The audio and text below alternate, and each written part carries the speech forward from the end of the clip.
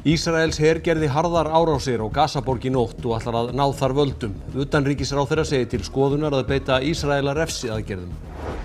Staðfest var síðdegis að eldislaxar sem veiddir voru í Dalasýslu í síðustu viku eru úr sjókvíum í Dýrafirði. Fyrstu íbúðirnar á Ártúnshöfða, 15.000 íbúa hverfi, hafa verið afhentar. Nýjar íbúðir seljast hægar en áður. Verktaki segir bílastæðaskort meðal ástæðna. Borgin ætlar að rýmka bílastæðareglur. Borgfirðingar vilja skýrari stefnu vindorku í ljósi fjölda virkjana áforma í sveitinni. Orkumálaráðherra segir engar bindandi ákvarðanir hafa verið verða teknar fyrr en lagaumgjörð liggur fyrir. Gjaldskylda er við hátt í 60 ferðamannastaði á landinu. Framkvæmdastjóri Samtaka ferðaþjónustunnar segir það slæma þróun að hver sem geti búið til bílastæði og farið að rukka.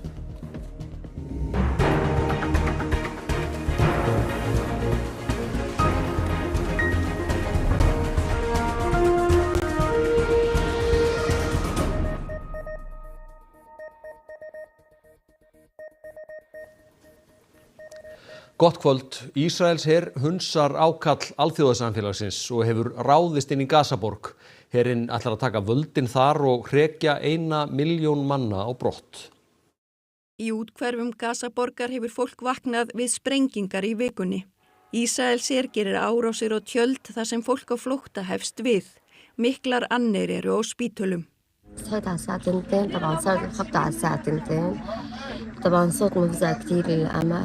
بصراحة نحن شفنا المرة هناك كانت عند الخيمة قطعتين إشلاء. طبعا صحيت أنا كنت واقفة المغرب مع المرة.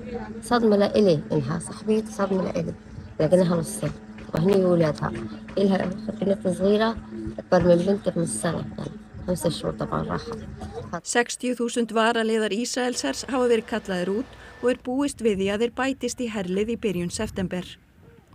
Ísraelsk stjórnvöld segjast taka yfir Gazaborg því þar sé síðasta vígi Hamas. Borgin einn fárra staða á Gaza sem Ísraelar hafa ekki náð völdum á. Þrátt fyrir varnarorð og óskir alþjóðastofnana, mannúðarsamtaka og fjölmargra ríkja heldur Ísraels her til streitu þessum áformum sínum. Í aðgerðum sem alþjóðastofnanir, fræðimenn og fleiri kalla þjóðernishreinsanir. Alþjóðahreyfing Rauða krossins varar við því að yfirtöku Ísraelshers á borginni fylgi enn fleiri dráp, enn fleiri þurfið að leggja á flótta, enn meiri eyðilegging verði og að örvænting og neyð Palestínumanna sem mikið hafi þurft að þola verði enn meiri. Talið að 1 milljón manna haldi til í Gazaborg. Margir eru þegar lagðir á flótta og búist við að Ísraelar skipi 100.000 að fara burt úr borginni.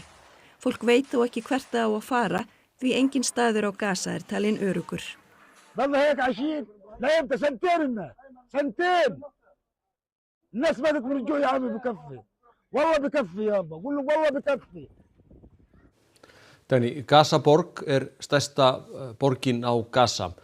Hversu langt eru Ísraelsmenn komnir inn í borgina? Þeir gerðu árásir í útjaðri borgarinnar í nótt og í dag. Þannig að þeir byrja þar og vinna sig svo inn. Þannig að ef framheldur sem horfir þá verða harðar árásir á borgina næstu daga og vikur og þessi borg, Gazaborg, hún einn af fáum stöðum á Gaza sem Ísraels her ekki nú þegar búin að jafna við jörðu.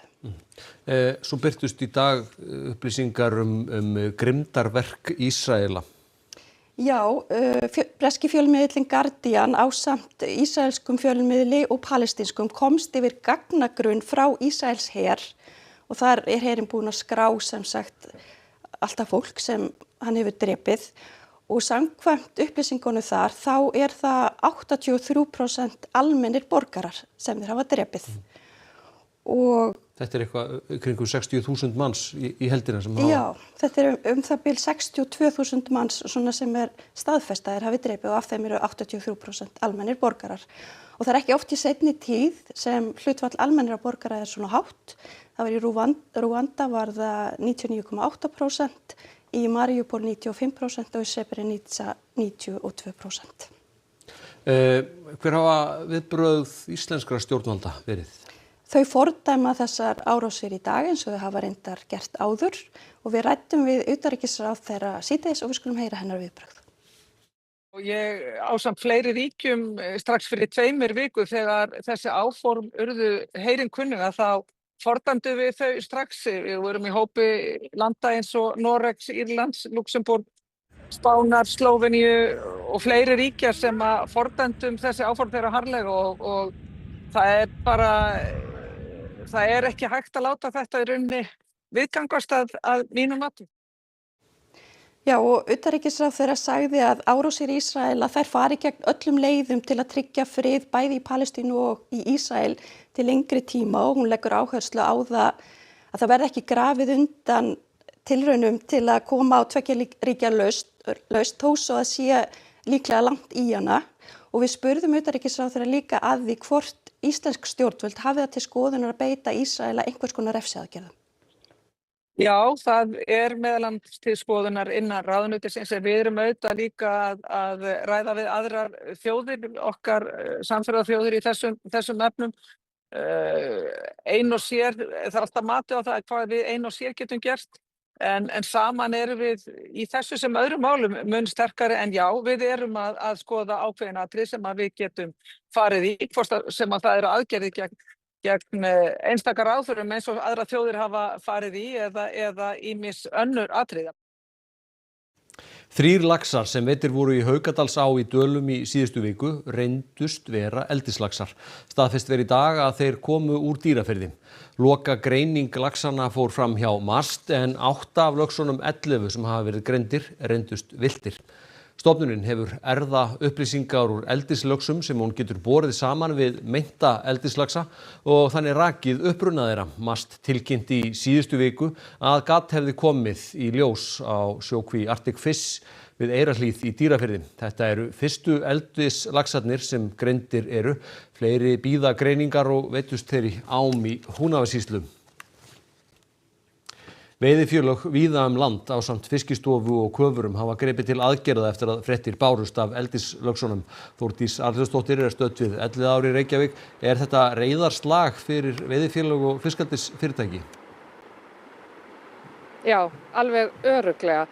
Það vill enginn að eldislaxar blandist villta laxastofninum og fólk nú sérstaklega minnugt hérna fyrir 2 árum þegar laxar sluppu úr kvíum í Patreksfirði og gerðu víðreist, næstum allt land, nema Austurland minni mig, en það sem versta núna í þessu tilfelli það að gatið á sjókvíni í Dýrafirði, það veit enginn hvað það var lengi gat vegna þess að voru mistök gerð við þetta neðansjávareftirlit sem að fiskeldisfyrirtækjum gert að gera og það var gat á sjókvíni en það kom ekki ljós fyrir en það var endurmetin þessi gögn og sem að í síðustu viku en þessum löxum í þessari sjókví þeim var allavega slátrað núna 7. júlí en við vitum ekki hvað þeir höfðu langan tíma að fara í gegnum gatið.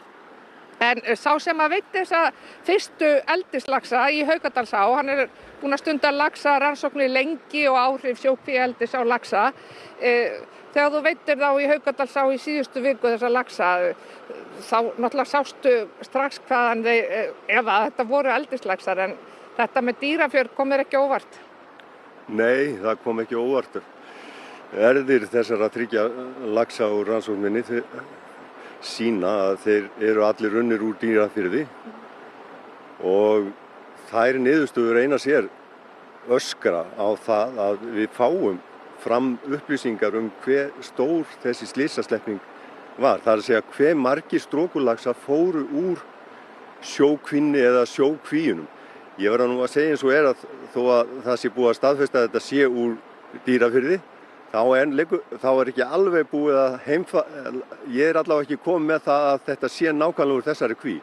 Þannig að ég auglýsi enn sem fyrr eftir því að við fáum upplýsingar nákvæmlega hvaða kví og nákvæmlega hvað mikið fór úr kvíni því að við eigum heimtingu því að þetta rímar svo rosalega mikið við það sem gerðist 2023, byrjunin algjörlega fjöldin á fiskunum hvar þeir eru að dúkka upp og þá eins og maður væntir að gerist núna, verður aðalganga eldislaxanna í september, áfram í október og mér minnistætt í árið 2023 að þá veitti ég síðustu í nóvember 2023. Það sorgarstund í íslenskri náttúrusögu í gangi núna. Við verðum að bregðast við. Já, þakka þér fyrir þetta. Það liggur mikið við en við ætlum að kveðja héðan úr við fallegu Elliðaárnar þar sem að laxinn enn spriklandi. Já, takk fyrir þetta Þórdís. Við förum nú reyndar ekki mjög langt frá Elliðaánum því á allra næstu dögum verður flutt inn í fyrstu íbúðirnar í nýju 15.000 íbúa hverfi á Ártúnshöfða. Talsvert hefur hægt á sölu nýrra íbúða. Verktaki telur skort á bílastæðum í nýjum hverfum eina ástæðuna. Það fátt sem bendir til þess núna en þegar hverfi hér á Ártúnshöfða verður tilbúið verður það grænasta hverfi Reykjavíkurborgar. Enda talsvert verk óunnið við að breyta iðnaðarhverfi í íbúðahverfi. Mörg hundruð manns eru þar að störfum en þetta verður eitt af lykilhverfum borgarlínu. Þar verða 3 grunnskólar, nokkrir leikskólar og 15.000 íbúar. Á öllu svæðinu gert ráð fyrir 7.000 íbúðum þegar allt komið. En í þeim áfangar sem nú verið að byggja upp 1.500 íbúðir og 686 íbúðir í uppbyggingu akkurat núna skilst mér. Fólk flutt inn? Fólk búið að fá afhent, þannig að það bara að flytjast inn núna þessar myndir skilst mér. Það hér uppsteypa á fullum krafti og við erum síðan með 2 svipuð verkefni hér fyrir neðan á Ártúnshöfðanum. Verkefni sem að núna eru í hönnun og við vonumst til þess að geta haldið áfram með uppbyggingu samhliða og í kjölfarið af þessu sem að hér Talsverður hluti íbúðanna verða litlar sem hefur sárlega skort á markaði. Í því ljósi segir Þorvaldur skjóta skökku við að borgin dragi lappirnar við að gera lóðirnar byggingahæfar. Það þarf að leggja lagnir, veitulagnir og það þarf að gera götur og ráðast í viðeigandi framkvæmdir og svo ég segi nú bara alveg eins og að þá veit ég ekki hvenær það verður klárt. Reynið að flýta uppbyggingu hérna, einfalda ferla eða eitthvað slíkt? Já, við erum að umbylta skipulagsferlum hjá borginni og erum að gera einhverja stærstu breytingu sem hefur sést í áratugi. 5.500 íbúðir eru í byggingu allt land, flestar eru í fjölbýlishúsum, samkvæmt nýrri skýrslu Húsnæðis- og mannvirkjastofnunar. Í síðasta mánuði var einn af hverjum 8 kaupsamningum gerður íbúðir í nýbyggingum. Meiri sveiflur eru í sölu nýrra íbúða en þeirra eldri og nýjar íbúðir á höfuðborgarsvæðinu eru 2-falt lengur að seljast en þær eldri. Nýjar íbúðir oft dýrari og þegar það verðbólgu ástand og erfitt að fá lán að þá auðvitað hefur það áhrif á það að dýrari íbúðir seljast hægar. Ég held að stærsta ástæðan sé nú bara ástandið á lánamörkuðum, hátt vaxtastig og aðgengi fólks að lánsfé til íbúðakaupa. Bílastæðamálin til dæmis, þau hafa líka áhrif hvað þetta varðar. Sumir eru bara einfallega að bíða eftir valkostum þar sem að bílastæðin eru ekki vandamál. Bílastæðareglur borgarinnar hafa verið gagnrýndar töluvert svona síðustu misseri, þannig að við erum að vinna að endur svona skoðun þeirra til þess að rýmka örlítið, til að mæta þeirri gagnrýni sem hefur komið fram. Að rýmka þýðir það að fjölga bílastæðum? Skapa svigrúm þannig að sé hægt að hafa fleiri bílastæði. Engin bindandi ákvörðun verður tekin nýja vindorkukosti fyrir en stefna og lagaumgjörð málaflokkin liggur fyrir. Þetta sagði orkumálaráðherra á fjölmennum fundi í umhverfissamtaka í Borgarfirði. Einstaka náttúrufögur svæðisins ættum við að varðveita fyrir komandi kynslóðir og leyfa þeim að njóta eins og við höfum gert. Nú eru þetta orðin 6 ár síðan fyrsti vindorkukosturinn var kynntur í Borgarbyggð og það þarna í Grjótahólf sem liggur beint á milli Norðurárdals og Fjarðarhlíðar. Og þetta nærsamfélag sem þarna búið að þurfa að skila inn með nokkra mánaða millibili í 6 ár athugasemdum. 4 vindorkukostir eru til skoðunar í Borgarfirði. Íbúar og annað áhuga fólk vindorku fjölmenntu á fundinn sem haldinn var af nýstofnuðu umhverfisamtökunum Sól til framtíðar sem starfa í Borgarfirði. Fundargestir átöldu stjórnvöld fyrir stefnuleysi í málaflokknum og kölluðu eftir samfélagsmiðaðri stefnu í orkuvinnslu. Það verður engin bindandi ákvörðun tekin nýja vindorkukosti fyrir en það liggur fyrir skýr stefna og skýr lagaumgjörð þessi mál. Við erum að vinna að því. Ráðherra benti á að þrátt fyrir að ýmsir aðilar stemdu að orkuvinnslu vindorku væri ljóst að einungis lítill hluti þeirra yrði að raunveruleika. Langflestir þessara kosta sem oft varpað upp á landakorti hafi ekki einu sinni farið af stað í rammaáætlunarferlinu. Ráðherra ítrekkaði jafnframt þá afstöðu sína að rammaáætlun yrði áfram leiðin til að ákvarða orkukosti. En leið erum við að fara að setja ákveðin takmarkandi ákvæði sem útiloka þá vindorku nýtingu á ákveðnum svæðum og gefa sveitarfélögum loka orðið. Þó að við segjum nei við vindorkuverum á ákveðnum stöðum að þá erum við með opaslega mikið magnin í rammaáætlun sem hægt að virkja. Fundargestir kölluðu eftir auknu samtali þær breytingar sem væru að verða á orkuvinnslu og sölu. Ég held að samtalið orkumál hafi sjaldan verið jafn fjörugt og nú og þessi fundur einmitt bara dæmi það. Setja þarf lagaramma bílastæðagjöld við ferðamannastaði að mati framkvæmdastjóra Samtaka ferðaþjónustunnar. Ferðamenn telja bílastæðin of dýr og betra að borga eitt fast gjald fyrir vist langa dvöl. Gjaldskylda, nokkuð sem virðist vefjast fyrir sumum ferðamönnum á ferðum landið á margan hátt. Á samfélagsmiðlum virðast einhverjir telja að gjaldskylda sé heiti á ferðamannastað. Öðrum finnst það líklega fyndið, því víða jú gjaldskylda. Undanfarið hefur verið talsverð umræða að gjaldskylda á bílastæðum við vinsæla áningastaði geti verið ruglingsleg og há viðurlög við að borga ekki. Framkvæmdastjóri Samtaka ferðaþjónustunnar segir áhyggjur uppi að þetta hafi neikvæð áhrif á upplifun ferðamanna. Það geta ekki tilt niður bílnum án þess að þurfa að borga fyrir það og vita kannski ekki alveg fyrir hvað þeir eru að borga, fá mögulega einhverja rukkun eftir á og svo framvegis. Þannig að það skynsamlegt að koma þessi í svona betra horf þó að það sé að einhverju leyti eðlilegt að fólk geti haft arð af eignum sínum. Þá sé eðlilegt að ræða hvaða ábyrgð landeigandi hefur. Það er ekki skýrt að þeir sem eru að taka gjöld, að hvaða ábyrgð þeir beri þá í samhengi. Jóhannes Þór segir að fólk þurfi að fá þjónustu fyrir gjaldið. Það sé ekki bara í hasti sléttaður einhver flötur og kalla bílastæði og farið að rukka. Það líka spurning hvort að það þurfi ekki að horfa til þess að það sé einhvers konar lagarammi, reglurammi utan það hvernig þetta gert. Meðal annars varðandi flokka bifreiða, hvernig þeim hagað, þeir þurfi að vera samræmdir eða eitthvað slíkt. Ferðamannastöðum þar sem gjaldskylda fjölgar hratt. Eftir því sem Fréttastofa kemst næst gjaldskylda á 56 stöðum víða land. Flestir eru á Suður- og Vesturlandi og þetta kostar sitt. Ef ferðamaður fer gullna hringinn á venjulegum fjölskyldubíl þarf að greiða allt að 5.000 krónur fyrir að stoppa á 5 stöðum. Við kerið aðgangseyrir, annað eru bílastæðagjöld og safnast þegar saman kemur, segja ferðamenn sem hafa lagt leið sína landið. Almost everywhere we've been, there was a parking to be paid and traveling around very often multiple times per day.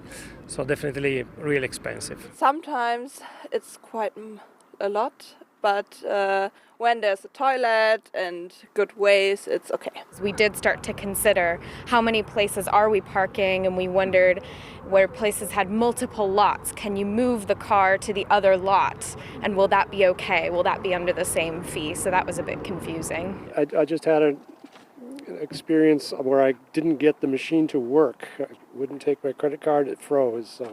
So I didn't pay. One thing I think I would have appreciated was something like, in the US they have a lot of like national park passes type thing. Some sort of like pass, like if you're doing the ring road, you pay some amount for a week and that just pays for all the parking for the week. It did feel a little bit like being nickel and dime, just like every single pay station type thing. But I get it, it's going towards upkeep. Oh, we never paid parking fees so far. Do you know that you have to pay parking fees here? No. We never saw a sign. Okay. Do we have to pay here on this parking lot? Yes. Okay. Okay, we have to find out where. Kristín Hermannsdóttir veðurfræðingur. Það margir farnir að horfa til helgarveðursins, mikill fjöldi sem ætlar að hlaupa í Reykjavíkurmaraþoninu. Já. Hvernig mun viðra á hlauparana? Já, það mun verða suðaustanátt og svona gola og upp í strekkingsvind þarna morguninn og laugardaginn. Skýjað líklega mestu en úrkomu lítið eða úrkomu laust því að fjöllin hérna fyrir suðaustan okkur eða borgina skýla okkur að mestu leyti en það verður tiltölulega hlýtt, svona 12 til 14 stiga hiti. En hvernig eru horfurnar svona þegar líður á daginn á menninganótt? Þá útlitið að verði heldur meiri úrkoma seinnipartinn og kvöldið en þetta skýrist nú frekar þegar nær dregur. En svona horfurnar annar staðar á landinu helgina? Það útlit að verði bara nokkuð bjart veður norðan og austanvert landið og tiltölulega hlýtt. Hiti gæti farið upp í 22 stig á norðausturlandi. Já, þú voru með nánari yfirferð þetta allt saman hérna rétt og eftir. Takk fyrir þetta, Kristín. En í Kastljósi í kvöld heldur áfram umfjöllun umdeilda samninga sérfræðilækna og ríkisins. Í gær var varpað ljósi á mögulegar ofrukkanir í tengslu við Potts meðferðir. En í kvöld verður rætt við forstjóra Landspítalans sem er gagnrýninn á samningana sem hann segir bitna á spítalanum. En næst skulum við sjá hvað verður í íþróttapakka kvöldsins. Breiðablik leikur í kvöld fyrri leik sinn við Virtus frá San Marino að komast í deildarkeppni sambandsdeildar Evrópu í fótbolta. Danskir bræður munu berjast í bikarúrslitum karla í fótbolta á morgun þegar Patrik og Jeppe Pedersen mætast. Og körfuknattleikssamband Íslands hefur sent frá sér yfirlýsingu vegna landsleiks Íslands og Ísraels á Evrópumótinu í körfubolta í næstu viku. Íþróttir hér eftir fréttir. Þá skulum við rifja upp helstu atriði frétta. Ísraels her gerði harðar árásir á Gaza-borg í nótt og ætlar að ná þar völdum. Utanríkisráðherra segir til skoðunar að beita Ísraela refsiaðgerðum. Staðfest var síðdegis að eldislaxar sem veiddir voru í Dalasýslu í síðustu viku eru úr sjókvíum í Dýrafirði. Fyrstu íbúðirnar á Ártúnshöfða, 15.000 íbúa hverfi hafa verið afhentar. Nýjar íbúðir seljast hægar en áður. Verktaki segir bílastæðaskort meðal ástæðna. Borgin ætlar að rýmka bílastæðareglur. Borgfirðingar vilja skýrari stefnu vindorku í ljósi fjölda virkjana áforma í sveitinni. Orkumálaráðherra segir engar bindandi ákvarðanir verða teknar fyrr en lagaumgjörð liggur fyrir. Gjaldskylda er við hátt í 60 ferðamannastaði á landinu. Framkvæmdastjóri Samtaka ferðaþjónustunnar segir það slæma þróun að hver sem geti búið til bílastæði og farið að rukka. Næstu fréttir verða sagðar í útvarpinu klukkan 10 í kvöld og vefurinn ruv.is er uppfærður allan sólarhringinn. Við minnum á netfang fréttastofunnar fréttir@ruv.is og að þú getur hort og hlustað á ýmiss konar fréttatengda dagskrá í spilaranum í símanum þínum eða vef RÚV og einnig á hlaðvarpsveitum. En þessum fréttatíma er lokið. Verið þið sæl.